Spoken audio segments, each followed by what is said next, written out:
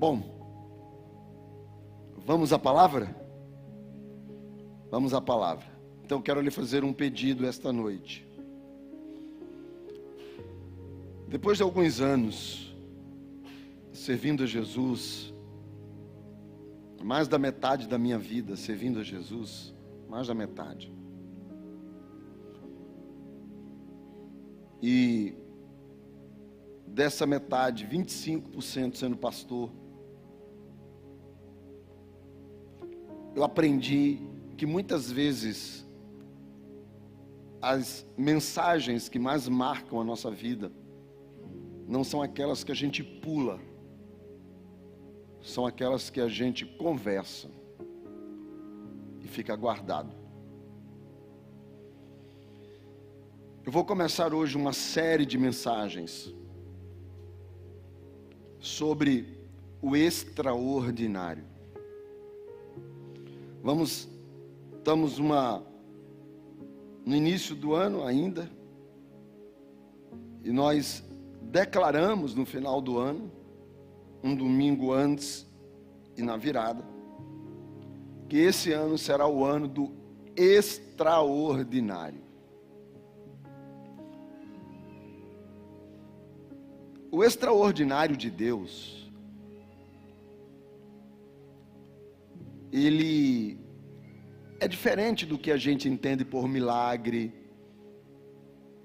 sinais, maravilhas, é diferente. Por isso que vai ser uma mensagem que eu quero que você preste bem atenção, porque eu tentei pregar ela hoje pela manhã, mas não consegui, porque eu fiquei só na introdução. Mas era muito necessário fazer essa introdução, para você poder entender por onde nós vamos caminhar. Então eu peço que você pegue o seu sabre de luz, o seu celular, coloque no modo avião, que é para o diabo não entrar na hora que Deus estiver falando com você. Ele entra pelo WhatsApp, ele vem pela mensagem do Instagram. Aí é melhor você desconectar nesse momento que você está aqui. Você também que está em casa, faz também a mesma coisa. Também desliga o telefone nesse período, porque você pode não receber o que Deus tem para você hoje. Por isso que para nós é muito importante estar no culto. Muito importante estar no culto, porque no culto você tem uma atmosfera diferente. Algumas pessoas não podem vir, mas no culto é melhor. A presença do culto na atmosfera é melhor. Então você desconecta seu telefone, deixa ele no modo avião, deixa ele offline, para que você possa compreender tudo que nós vamos estar falando com você. Peço também àqueles que estiverem com sua Bíblia, que acompanhem. Nós vamos estar falando alguns textos, mas aí você pode anotar. Pode até ir lá no note do celular, anotar os textos, e depois você pode conferir em casa. Porque a compreensão do que nós vamos falar hoje vai nos ajudar a viver milagres. Posso ouvir um amém? Ok. Nós estamos vivendo o ano do extraordinário e nós cremos em milagres. A palavra extraordinário na Bíblia, ela é uma palavra que do hebraico veio a palavra meiod. M-E-I-O-D, meiod. Nós não estamos tão acostumados com o entendimento de algumas palavras que estão na Bíblia, porque a Bíblia, ela foi escrita em 3 idiomas: no hebraico, o Antigo Testamento, e com algumas palavras dentro do Antigo Testamento de uma língua que já é quase dita como língua morta. Língua morta é uma língua que foi deixada de falar. que é o aramaico. E o Novo Testamento foi escrito em grego, mas também um grego diferente do atual. E também com algumas expressões em aramaico, uma língua morta que também foi deixada de ser costumeiramente falada.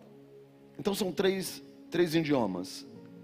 Dois, na verdade, o hebraico e o grego, e algumas expressões em aramaico.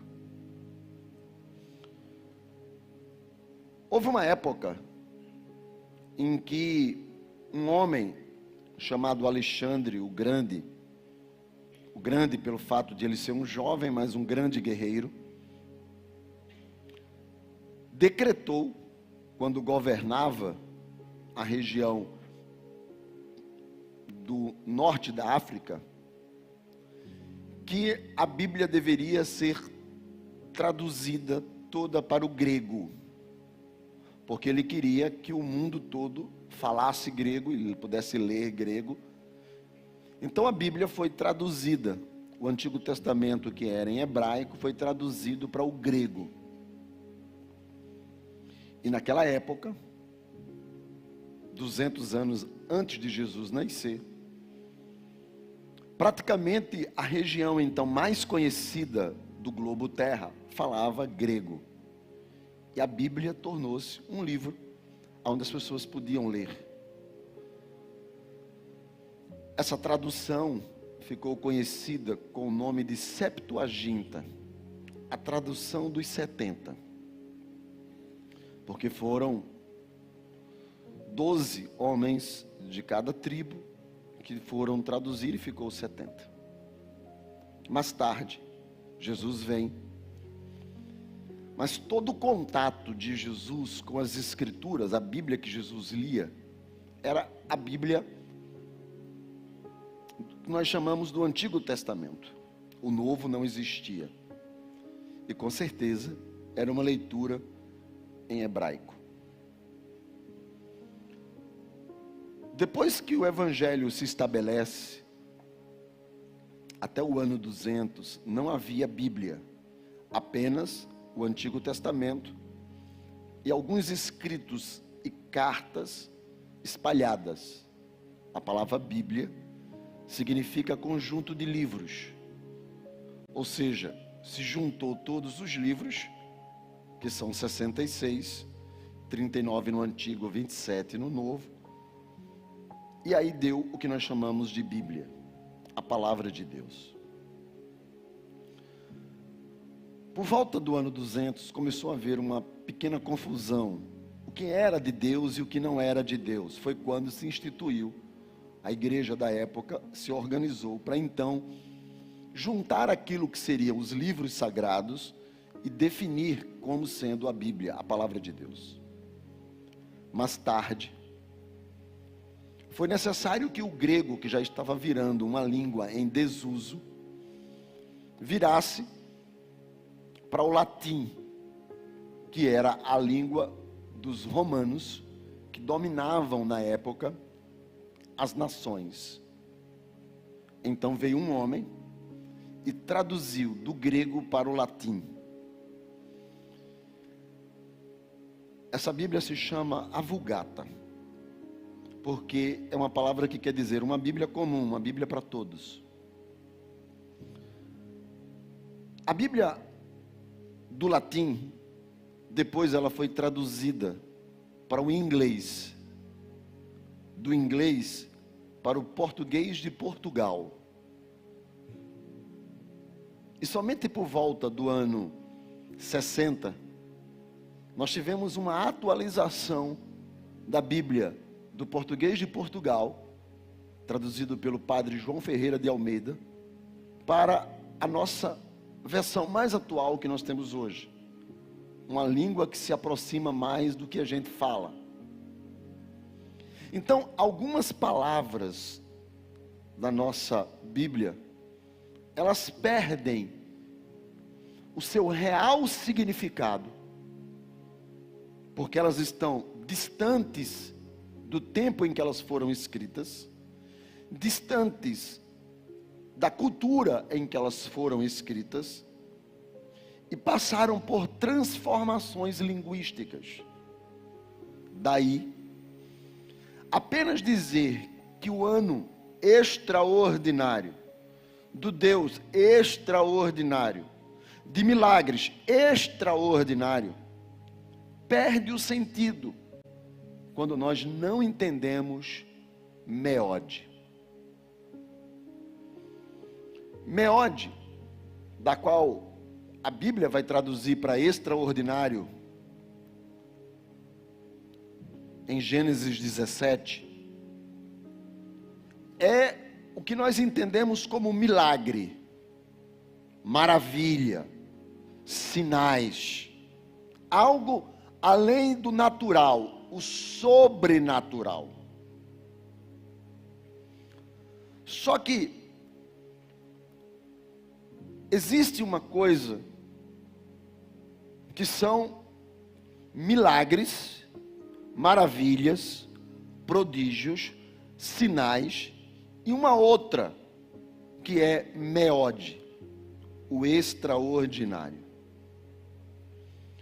Então, para poder entender o que é o extraordinário, a gente precisa entender algumas coisas da Bíblia. Por exemplo, a Bíblia vai dizer que Jesus nasce em Belém. Depois ele foge para o Egito e quando ele volta, ele vem morar em Nazaré.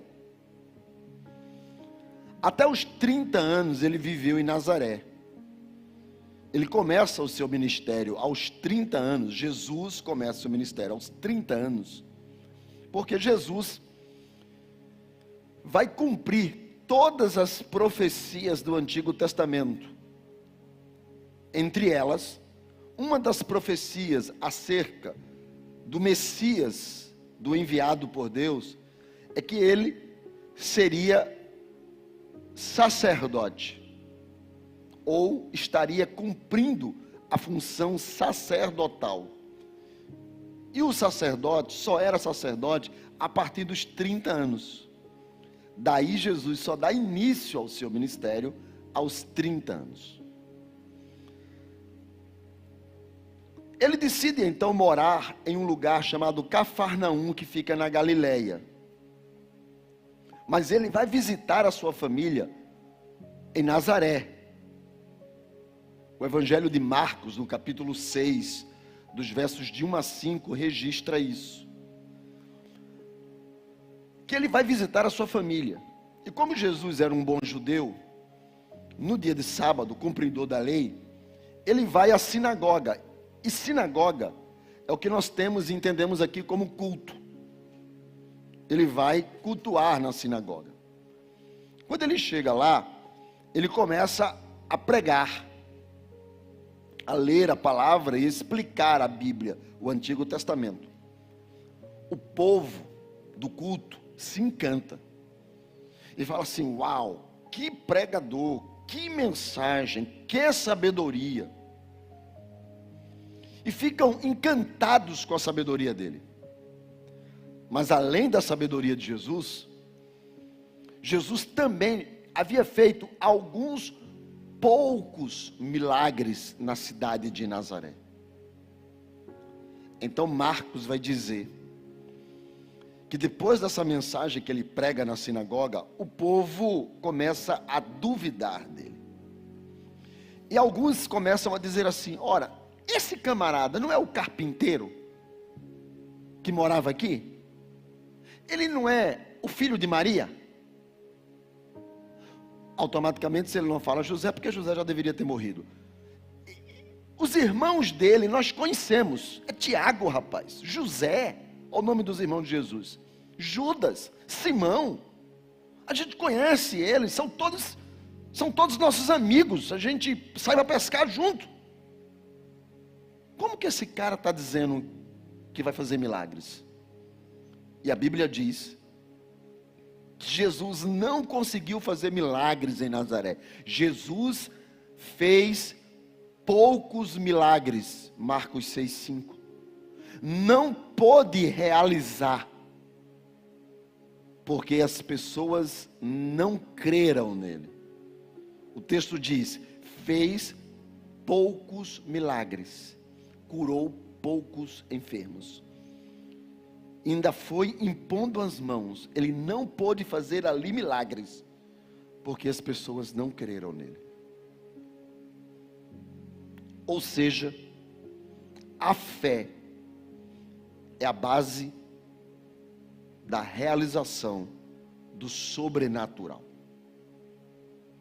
A Bíblia vai dizer, também em Marcos, no capítulo 9,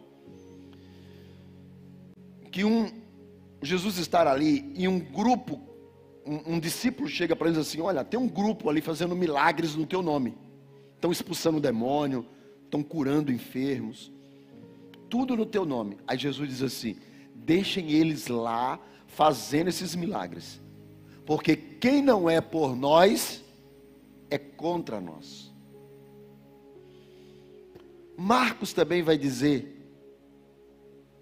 no final, quando Jesus já está ressuscitado, ele diz para os discípulos: estes sinais, que é falar em línguas, pegar nas serpentes, beber coisa mortífera, impuser as mãos sobre enfermos, seguirão aos que crerem.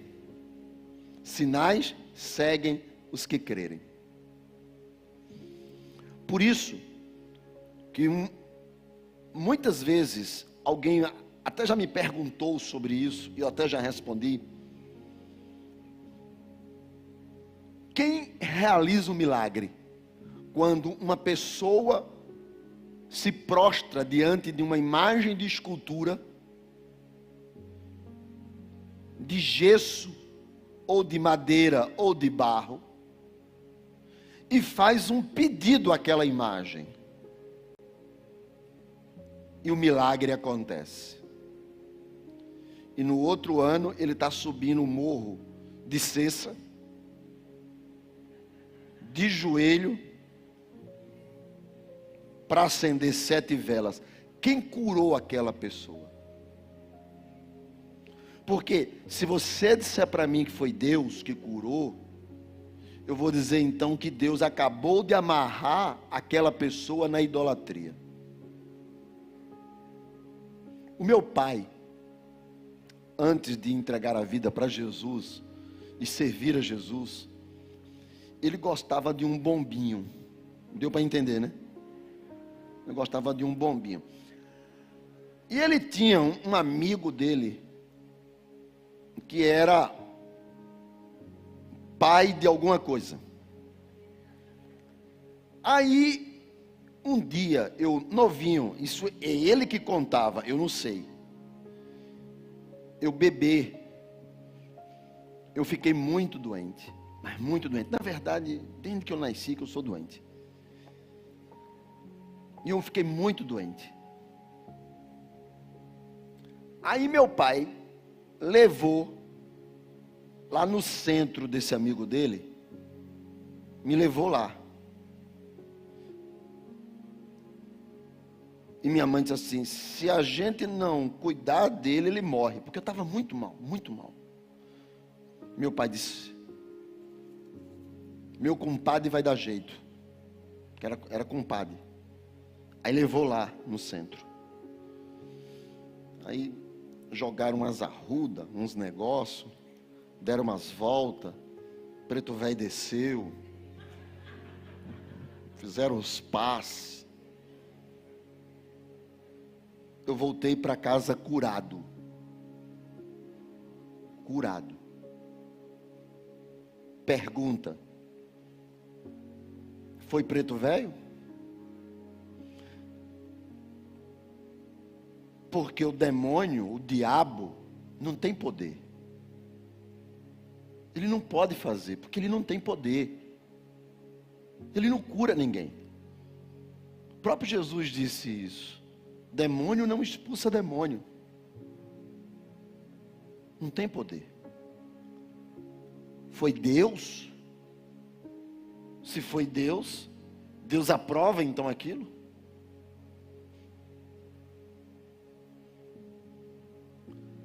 Jesus disse, em Mateus 17:20,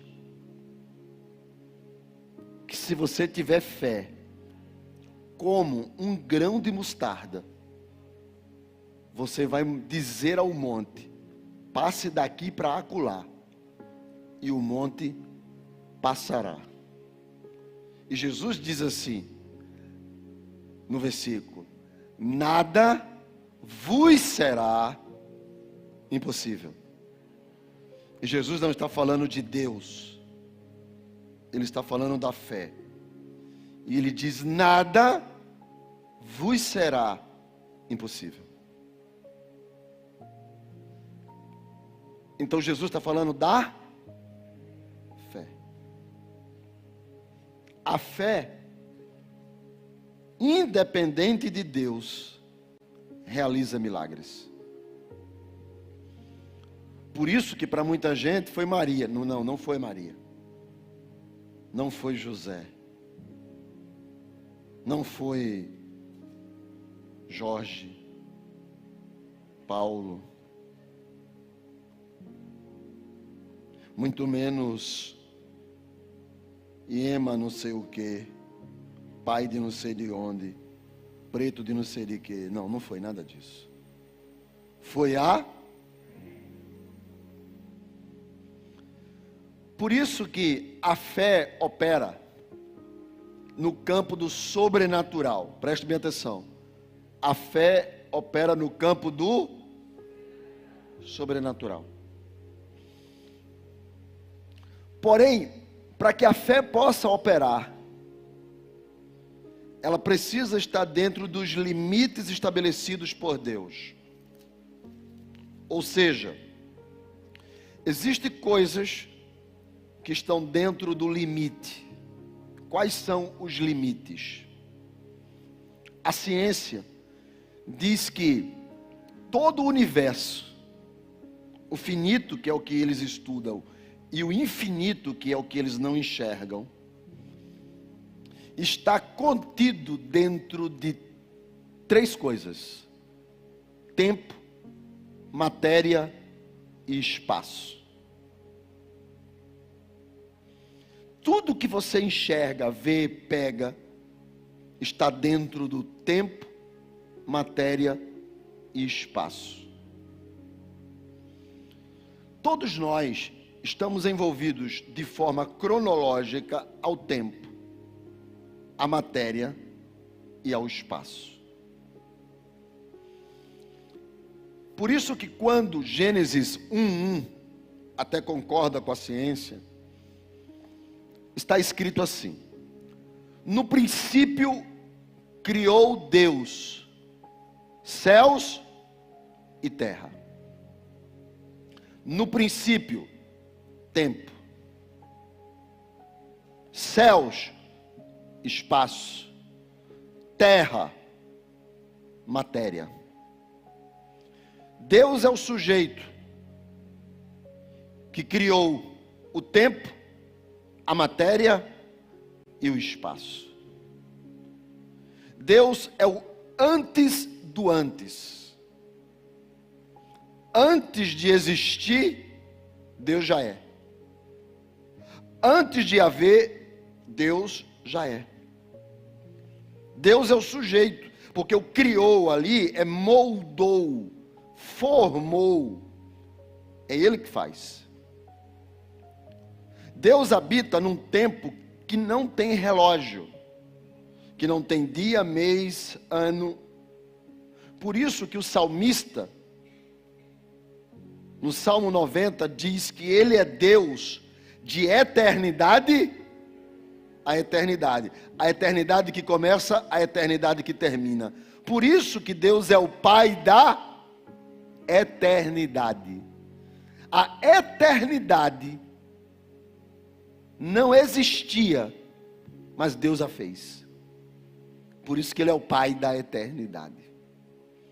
Porque aonde Deus habita, não tem tempo, medição. Ele está além do tempo, além da matéria, além do espaço. Por isso que o escritor dos Reis disse: os céus e os céus dos céus não podem te conter. Mais ou menos assim. Até o universo, que para o homem é infinito, é pequeno diante do Senhor. O Senhor está acima de tudo isso. Por isso que o milagre, ele acontece dentro do tempo, matéria e espaço. O sobrenatural acontece dentro do tempo, matéria e espaço.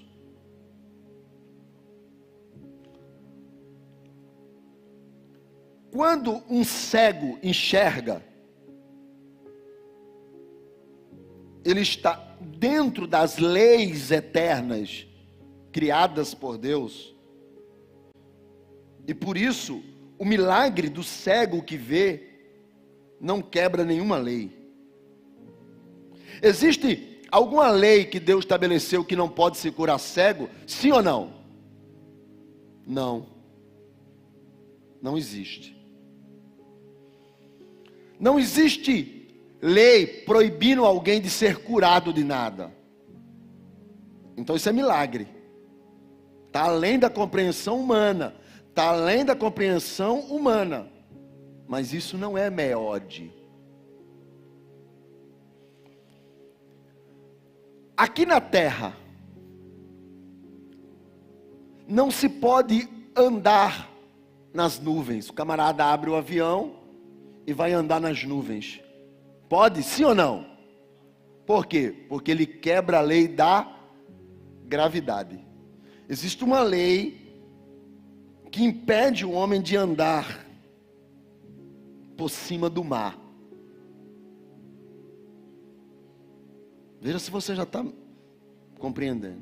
Existe uma lei que proíbe o homem de andar por cima do mar. Então, se eu quisesse fazer um milagre e andar por cima do mar, eu estaria quebrando uma lei. Por isso que até hoje ninguém andou por cima do mar. Por quê? Porque dentro do tempo, espaço, matéria, milagres acontecem e o homem pode participar. Mas quando o milagre transcende as leis estabelecidas, só Deus pode fazer. Porque somente quem faz a lei pode quebrá-la. Isso é meode. O homem pode até impor as mãos e dar vista ao cego. Mas o homem não pode criar o que não existe. O homem pode até orar e ressuscitar, mas ele não consegue trazer a carne de volta para o corpo, porque ele quebra a lei. Deus estabeleceu as leis e disse assim, ó, vocês operam daqui para baixo, agora daqui para cima só eu opero. Por isso que meode, o extraordinário, acontece não na linha para baixo, acontece da linha para cima. Meode é o topo, a palavra traduzida seria o topo, acima, o abundante, o pleno, o mais elevado, o excessivo. Acima de meode não tem mais nada. O extraordinário é a última linha do sobrenatural e do milagre. Quem está entendendo até aqui, diga amém. Então existem coisas que só Deus faz. Existem coisas que só meode. Só Ele para o sol e a lua, a pedido de um homem. Ele parou o universo.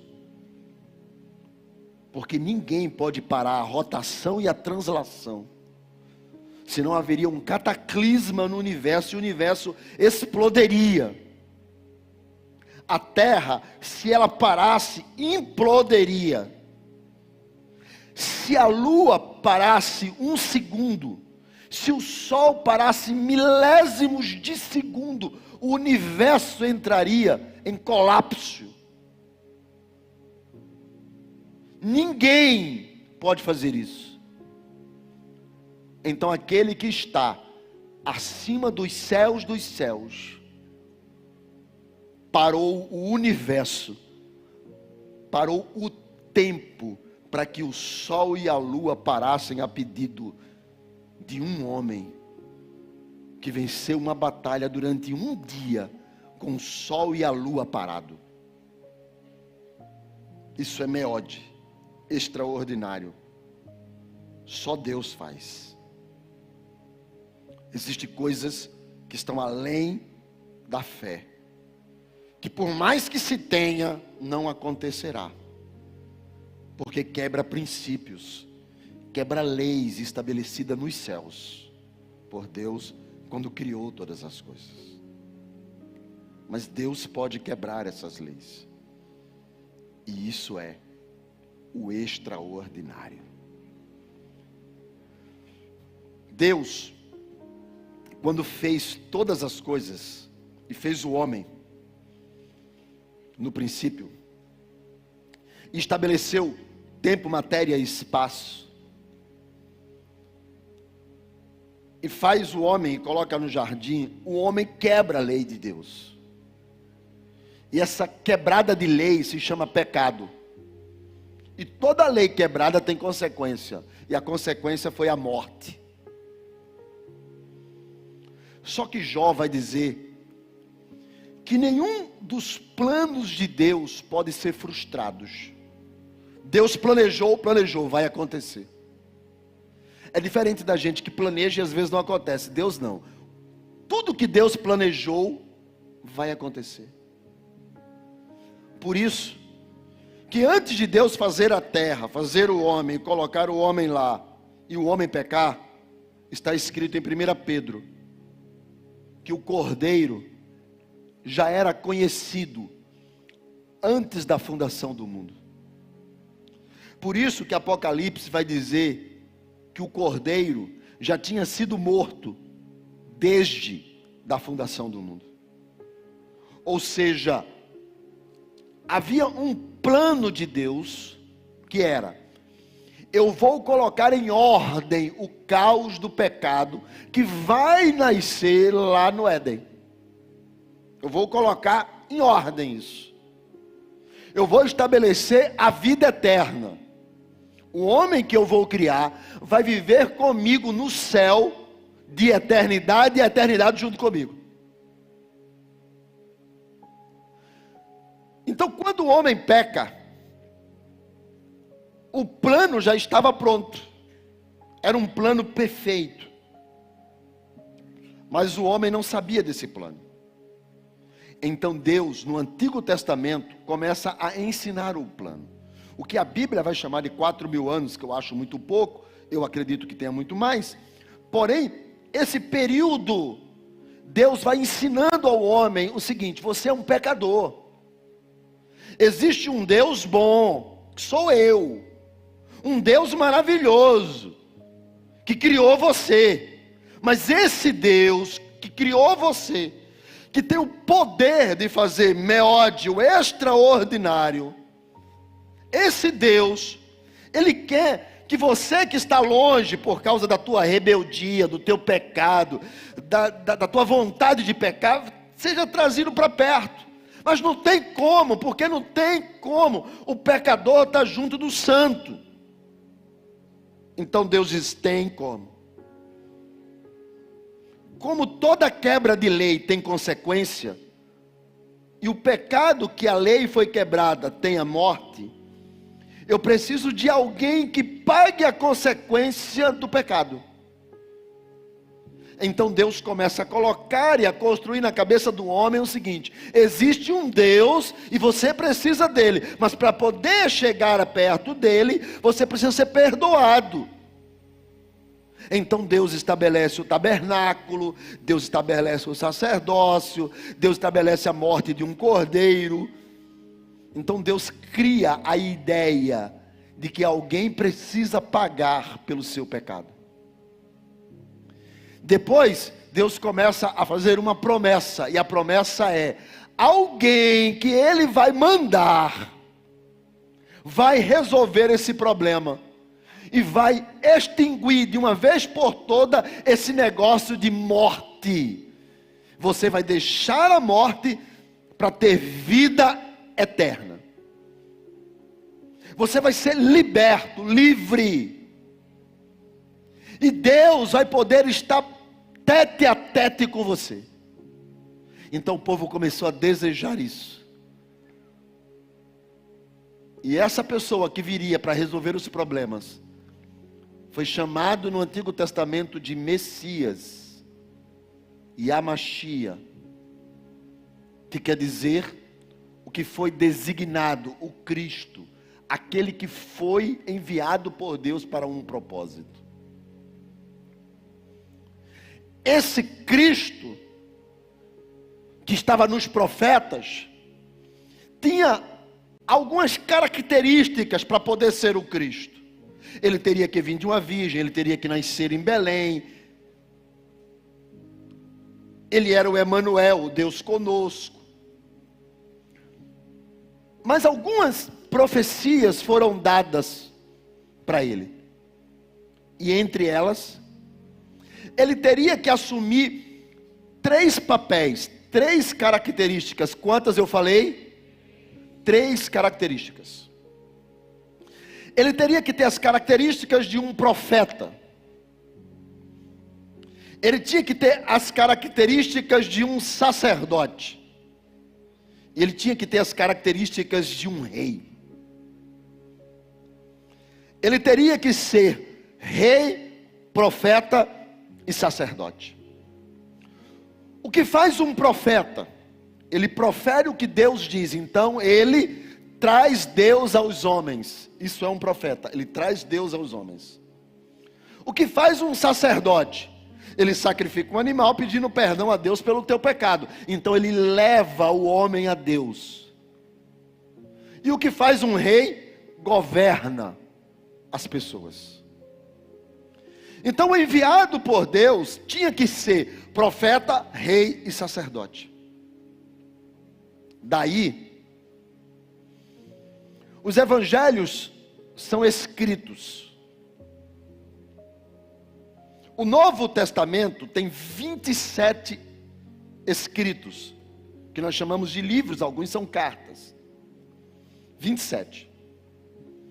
Ele não está em ordem de data que foi escrito, cronológica, mas em ordem para entender. Primeiro vem os evangelhos, Jesus, depois vem Atos, a igreja, depois vem as cartas, a doutrinação dessa igreja, e aí vem Apocalipse, o fim dessa igreja.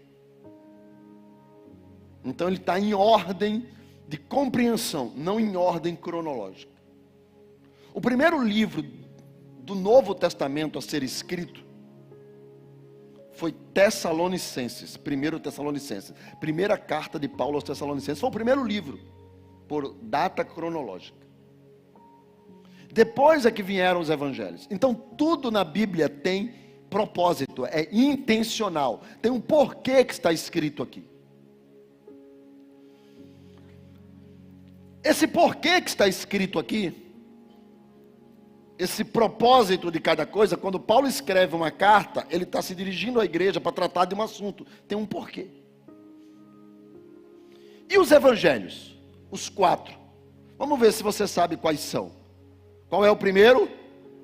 Mateus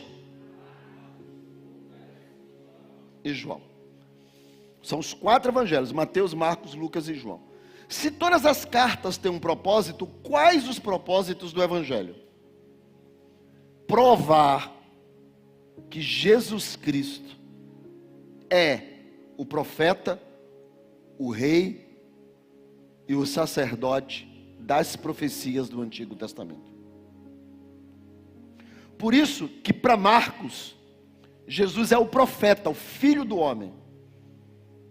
Ele não quer saber aonde Jesus nasceu, como Jesus nasceu, de que Jesus nasceu. Ele não tem genealogia, ele não tem nada, porque profeta não tem genealogia.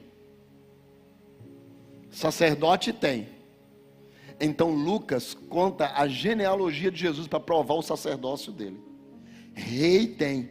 Por isso que Mateus conta a genealogia de Jesus para provar que ele é da descendência de Davi. Ou seja, os três se completam, porque um enxerga Jesus como profeta, o outro enxerga Jesus como sacerdote e o outro enxerga Jesus como rei. Quando você faz um estudo apropriado disso, você percebe as características, porque, por exemplo, só Lucas diz com quantos anos ele começou o ministério, que era com 30 anos. Por que Lucas está preocupado em dizer que Jesus começou o ministério dele com 30 anos? Óbvio, porque para Lucas ele é o sacerdote que haveria de vir. E todo sacerdote começa com 30 anos. Então, os detalhes de cada um é para provar que Jesus era o Messias esperado. Que ele tinha essas três características. Bateu. Mas aí vem uma pergunta. E por que João está ali? Se ele só precisava de três para provar as profecias. O último livro que está na sua Bíblia se chama Apocalipse, que a palavra se chama revelação, que é a revelação que Deus deu a João sobre o fim de todas as coisas. O livro de Apocalipse, para muitos, foi o último livro a ser escrito. Para mim, não. Para mim, o último livro a ser escrito de forma cronológica, por idade, foi o Evangelho de João. E Apocalipse foi o penúltimo livro a ser escrito. João foi o último apóstolo a morrer. Jesus disse que ele seria o último, e ele foi, e que morreu de morte natural. Os 11 morreram como mártires. João morre de morte natural e é o último com quase 100 anos de idade. Alguns dizem 99, outros dizem 100. João foi o pastor da igreja de Éfeso, que hoje é a atual Turquia. João está pastoreando a igreja de Éfeso quando ele é preso pelo imperador romano e levado para a ilha de Patmos. E lá na ilha de Patmos ele tem a visão do Apocalipse. Na ilha de Patmos ele enxerga o céu. Ele é levado, ele é arrebatado ao céu e ele chega lá aonde? Na sala do trono. No controle do universo. E ele enxerga um trono que está no meio. E ele enxerga 12 tronos de um lado, 12 do outro, formando 24. E os anciões estavam ali, vestidos de roupa branca e com uma coroa de ouro. O sentido de controle total do universo. João, quando olha aquilo, João vê também 4 animais. Um tem cara de homem, o outro tem cara de águia, o outro tem cara de boi, o outro tem cara de cordeiro. Esses animais têm olhos em volta de todo o seu corpo. E a função desses animais é ficar diante do trono, sem descansar, de eternidade a eternidade, só proclamando: Santo, Santo, Santo é o Senhor dos exércitos, e toda a terra está cheia da sua glória. Tu és aquele que és, tu és aquele que é, tu és aquele que há de vir. Não há outro como o Senhor. Tu és o Criador de todas as coisas. Honra, glória, majestade seja dada àquele que está sentado no trono pelos séculos dos séculos. João enxerga aquilo e diz que todas as vezes que os animais proclamam e entregam honra ao que está sentado no trono, os anciãos se levantam dos seus tronos, tiram suas coroas de ouro e colocam diante do trono e proclamam: Santo, Santo, Santo, és o Senhor, o Todo-Poderoso. João enxerga aquilo. Mas quando João olha para o trono, ele vê que lá no trono tem um livro. E a ideia de livro selado se chama a ideia de testamento. E vê que o livro selado tem 7 selos. Ele diz: não tem ninguém que possa pegar o livro que está no trono e abrir os selos. E Apocalipse 4 diz que ele começa a chorar. Porque se não há um testamento de vida, estamos condenados à morte. Mas um dos anjos diz: João, você não está percebendo quem está sentado no trono? E ele não. Até que ele diz: olhe direito. E ele olha. E ele diz: parece o cordeiro que foi morto, mas ele está vivo. E não é mais um cordeiro, é um leão. O leão da tribo de Judá, que está vivo e pode abrir o livro.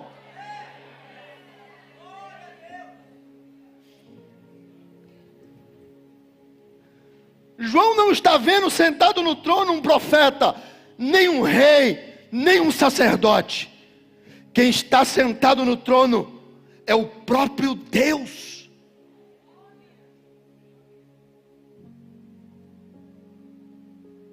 João escreve o livro de Apocalipse em volta da revelação. O rei que mandou prendê-lo é morto, um novo rei assume, e esse novo rei é cristão, e manda soltar todo mundo, e vai apoiar as igrejas. Então João volta para a cidade de Éfeso, onde ele era pastor. Só que quando ele chega lá, ele encontra uma igreja completamente destruída. Da morte de Jesus, a libertação de João, nós temos uma média de 60, 70 anos. Então, nesse período, a igreja começou a pregar algumas coisas que não tinha nada a ver, porque como não havia Bíblia, era de acordo com quem pregava. Então entrou uma doutrina dentro da igreja, que era a doutrina gnóstica, que dizia que Jesus era um espírito, que Jesus não era de carne e osso. E que alguns chegavam a dizer que quando ele estava na cruz, Deus substituiu por outro, porque Deus não iria morrer, porque Deus não morre. Então a fé do povo estava bagunçada. E agora o pastor deles está voltando. Então eles querem saber: João, quem era Jesus? Um espírito? O servo do Deus Supremo que só nos trouxe a gnoses, o conhecimento? Quem era Jesus? Então João decide escrever o último livro da Bíblia, o 4º evangelho, o Evangelho de João. Ele precisava responder quem Jesus era. Ele precisava contar para as pessoas quem era esse Jesus. Que alguns diziam apenas profeta, outros não, somente sacerdote. O outro falou: não, ele era o que tinha que herdar o trono de Davi e tinha que ter trazido vitória para Israel. Mas Jerusalém foi destruído pela espada de Tito. João, conta-nos, quem é Jesus? Então João decide escrever um livro, porque ele já está muito velho, ele sabe que ele vai morrer. E ele precisava deixar escrito quem Jesus era. Por isso que o Evangelho de João não fala de nascimento, não fala de tentação, não fala dele em Nazaré. Isso é coisa do profeta. Não fala dele expulsando demônio, não tem uma expulsão de demônio no Evangelho de João. Ele não é o sacerdote, não tem uma parábola no Evangelho de João. Das mais de 42 parábolas, nenhuma está escrita no Evangelho de João. Dos mais de 80 milagres, João só registra 7. E que nenhum dos 3 registra. Então João precisa responder quem Jesus é. E ele começa o seu evangelho assim: no princípio era o verbo, somente a palavra, e a palavra estava com Deus, e esta palavra era o próprio Deus. A palavra, que é Deus, pela qual todas as coisas foram feitas, verso de número 3. Sem ela, nada do que você está vendo teria sido feito, se não fosse Ele que tivesse feito. O verso 10 diz: a palavra estava no mundo. O mundo esse que foi feito por intermédio dele mesmo. Só que o mundo não conheceu ele. E o 14 diz: até que um dia, a palavra, que é Deus, se fez carne e andou entre nós, e nós vimos a sua graça, e ouvimos a sua verdade, e vimos a sua glória, como a glória do próprio Deus. Por isso que João está tentando contar quem Jesus é. Ele é mais do que rei. Ele não é somente descendência de Davi, ele é o rei dos reis. Ele não é somente um profeta, ele é a própria palavra encarnada. Ele é o Deus que fala.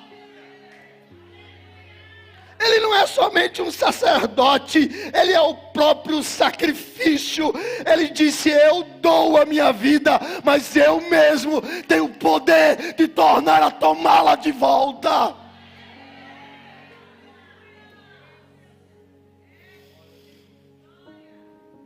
João precisa contar quem Jesus é. Por isso, mais de 24 vezes, João usa uma expressão que somente no Evangelho de João tem.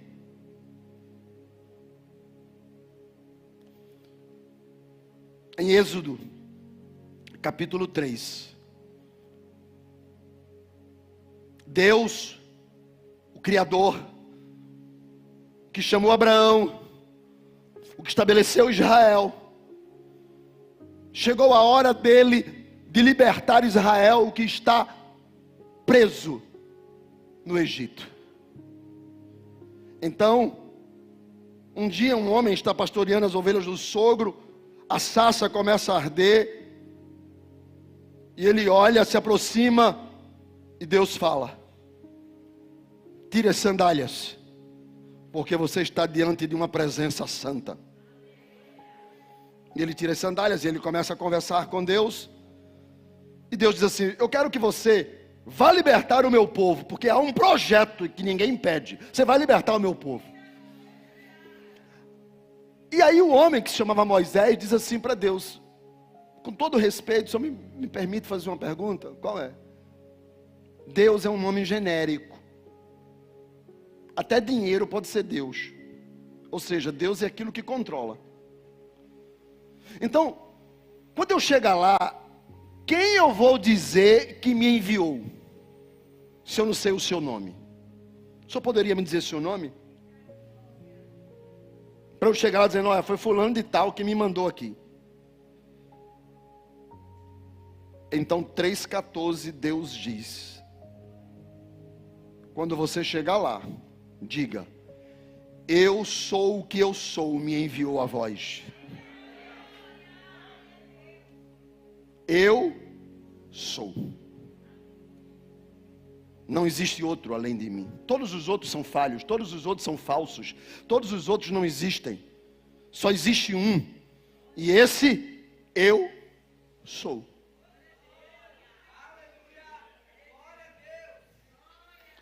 Os judeus passaram a desenvolver uma ideia de que o nome de Deus é tão santo que não pode ser pronunciado. Então eles pegaram eu sou o que sou e pegaram as 4 primeiras letras dessa frase e formaram um tetragrama. 4 letras. No nosso português, YHWH. Como são 4 consoantes, é impronunciável o nome. Mais tarde, os maçoretas colocaram 2 sinais entre o Y e o H e entre o W e o H.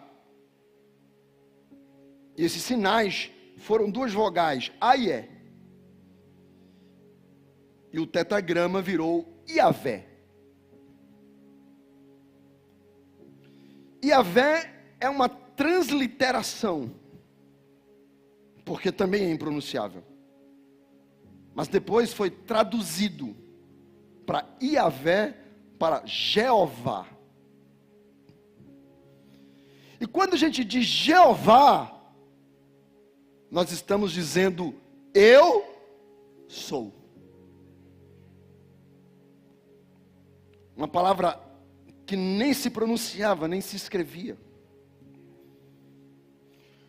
Quando perguntam para João quem Jesus era, João responde, capítulo 6, versículo 35, eu sou o pão da vida. Quem ele era? Eu sou a luz do mundo. Quem ele era? Eu sou a porta das ovelhas. Quem ele era? Eu sou o bom pastor. Quem ele era? Eu sou a videira verdadeira. Quem ele era?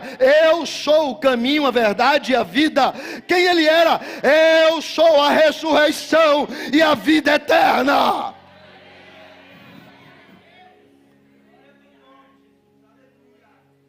Eu sou, disse Jesus. Mas as pessoas não entendiam. Estavam tão cegas que não entendiam quem estava ali entre elas, nem os próprios discípulos. Por isso que um dia Filipe disse para ele, Senhor, já que tu vais embora, mostra-nos o Pai. E ele olhou e disse, Filipe, eu estou há 3 anos com vocês, e vocês ainda não me viram. Eu e o Pai somos.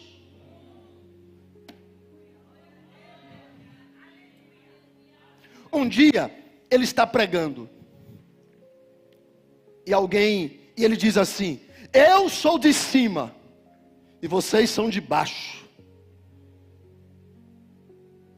Vocês vão terminar morrendo no pecado de vocês. João capítulo 8. Para vocês não morrerem no pecado de vocês, vocês precisam crer que eu sou. Ninguém entendeu. E ele continuou dizendo, sabe quando vocês vão compreender que eu sou?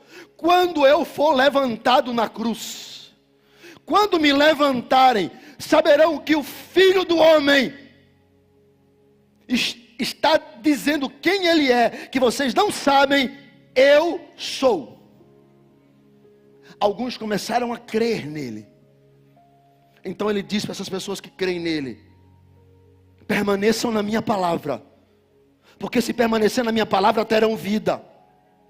permaneçam na minha palavra, porque se permanecer na minha palavra, vocês conhecerão a verdade, e se conhecerem a verdade, ela vos...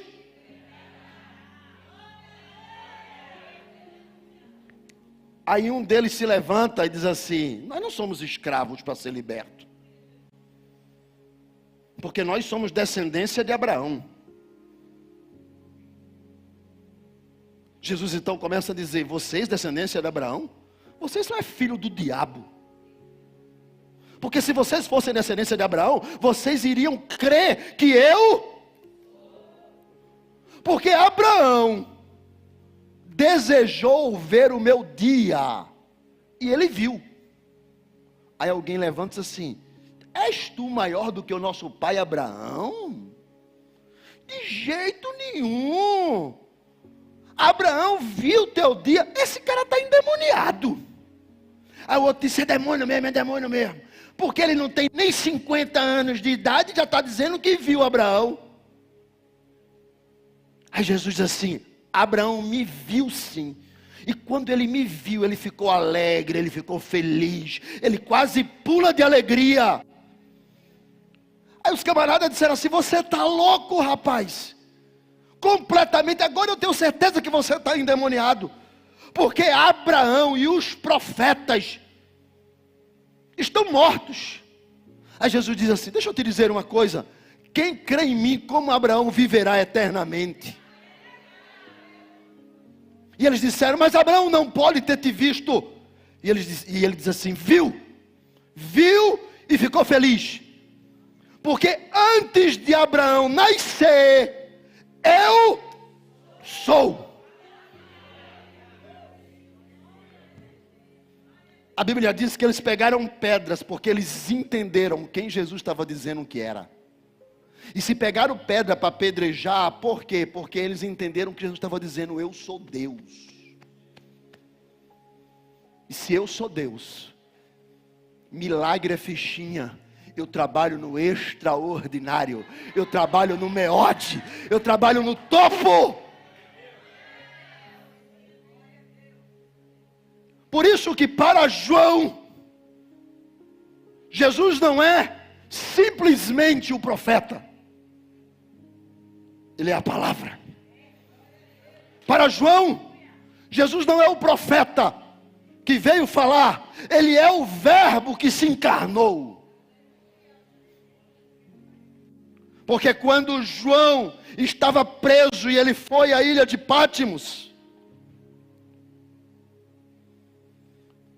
e ele diz no capítulo de número 4, que o trono estava armado no céu, e o que estava sentado era semelhante ao aspecto da pedra de jaspe, de sardônio.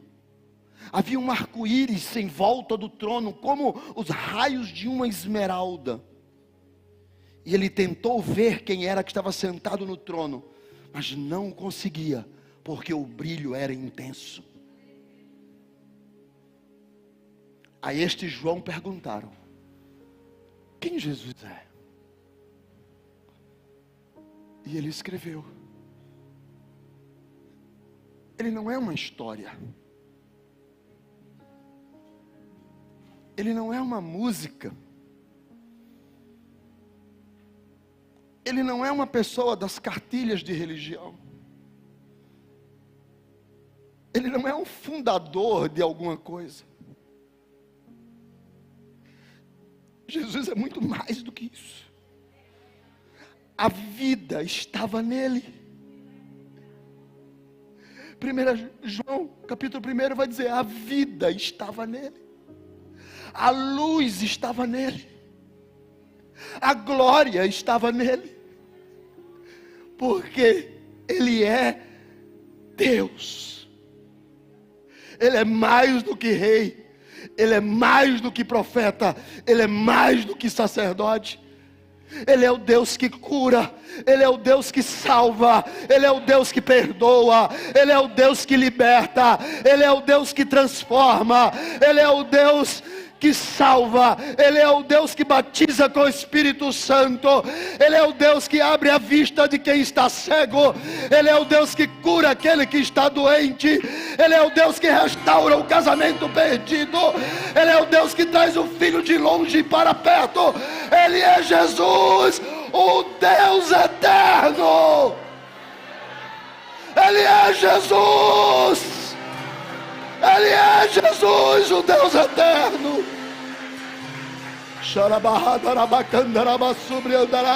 Fique de pé, fique de pé. A Ele glória, a Ele honra, a Ele louvor, a Ele adoração, a Jesus, a Jesus, a Jesus.